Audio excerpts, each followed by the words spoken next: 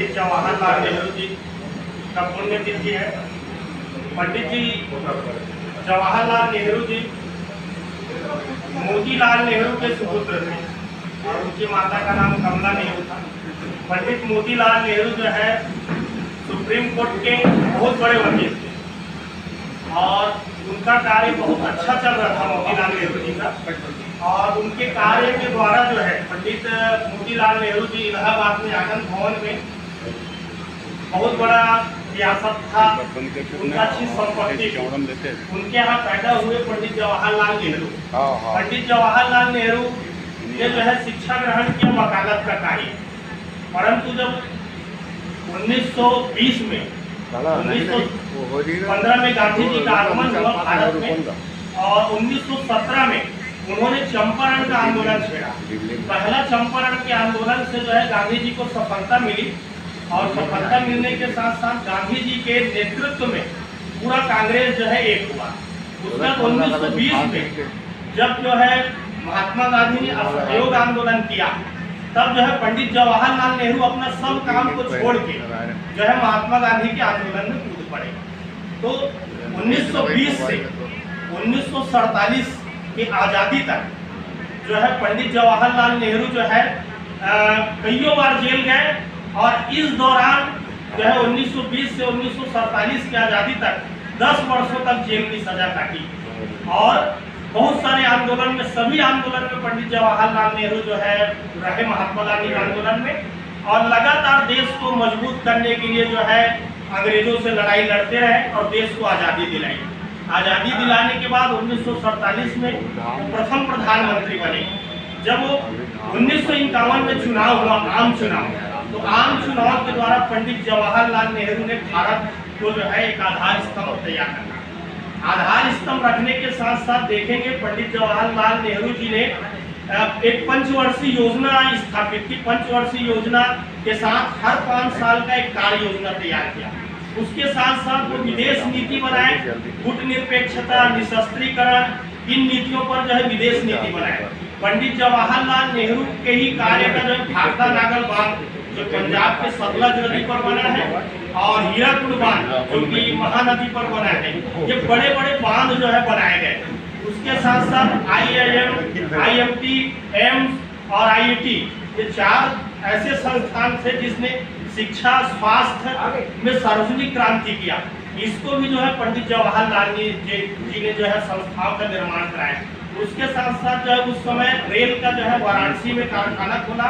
फिर भिलाई स्टील इस्पात प्लांट जो है सोवियत संघ रूस के समझौते के द्वारा पंडित जवाहरलाल नेहरू ने स्थापना की। उसके बाद रविंद्र भवन जो साहित्य अकादमी है, उद्योग की स्थापना के साथ साथ सार्वजनिक उपक्रम का भी किया, सिंचाई का भी साधन रखा, शिक्षा का भी रखा, स्वास्थ्य का भी रखा, उसके साथ साथ साहित्य का।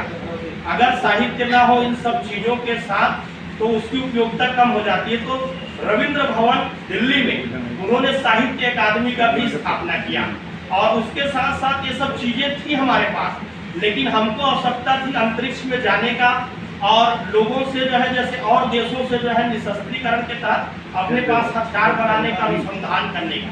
तो भाभा एटॉमिक परमाणु अनुसंधान केंद्र खोला उन्होंने और ISRO, Indian Space Research Organisation, इसकी स्थापना की पंडित जवाहरलाल नेहरू ने। पंडित जवाहरलाल नेहरू जी के कार्यों को हम देखें तो जो है पूरा भारत का, जहां भारत में सुई नहीं बनती थी वहां सुई नहीं बनती थी, वहां उन्होंने विमान बनाया, जहाज बनाया, अंतरिक्ष अनुसंधान केंद्र स्थापित किए और तेल, सेल, रेल और खेल, ये 4 चीजों पर जो है पंडित जवाहरलाल नेहरू ने भारत को मजबूत बनाया।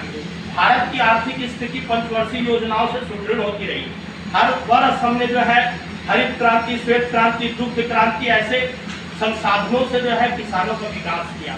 तो पंडित जवाहरलाल नेहरू जी के हम कार्यों को देखें तो उनका जो है बहुत बड़ा योगदान है भारत के निर्माण में। लेकिन आज विपरीत परिस्थितियां ऐसे निर्मित कर दी गई है RSS या भाजपा के द्वारा। सांप्रदायिकतावाद को जो है इतना हावी कर दिया गया है।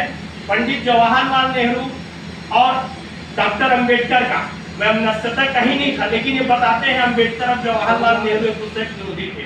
सुभाष चंद्र बोस जब पंडित जवाहरलाल नेहरू का कहीं में व्यस्तता नहीं था, लेकिन ये बताते हैं ऐसा ऐसा दुर्भावना था। सरदार वल्लभ भाई पटेल और पंडित जवाहरलाल नेहरू एक साथ प्रधानमंत्री और गृह मंत्री का कार्य किए हैं, लेकिन ये आरएसएस वाले आज जो है इतना गलत तरीके से जो है हमको बताते हैं। और पंडित जवाहरलाल नेहरू को जो है ये जो है प्रधानमंत्री जो अभी नरेंद्र मोदी बने हैं, उनके बनाए 70 साल के स्थापना संस्थाओं को, जो कि भारत के निर्माण के लिए था, उसको आज बेच रहे हैं। आज देखिए विमान बेच दिए, रेल बेच दिए, खेल और सेल को बेच दिए, और यहाँ तक बहुत सारे संस्थाएं हैं उनको बेच दिए। ये जो है संस्थाओं को निर्माण और मजबूतीकरण के लिए काम किया है कांग्रेस ने और पंडित जवाहरलाल नेहरू ने, लेकिन प्रधानमंत्री नरेंद्र मोदी जो है निजीकरण का कार्य कर रहे हैं। पंडित जवाहरलाल नेहरू जी भी राष्ट्रीयकरण का काम किए और इंदिरा गांधी भी राष्ट्रीयकरण का काम की। सभी बैंकों का राष्ट्रीयकरण हुआ, निजी संस्थाओं का राष्ट्रीयकरण हुआ, एनटीपीसी से लेकर जितने भी बनाने वाले संसाधन थे, स्टील प्लांट के या सार्वजनिक उपक्रम एनटीपीसी या एनटीपीसी, इसको जो है राष्ट्रीयकरण किया गया। परंतु आज उन्हीं संस्थाओं को बेचने का काम जो है नरेंद्र मोदी कर रही है। और भारत देश में पंडित नेहरू के जो कार्य हैं उसको छिपाकर उनके जो है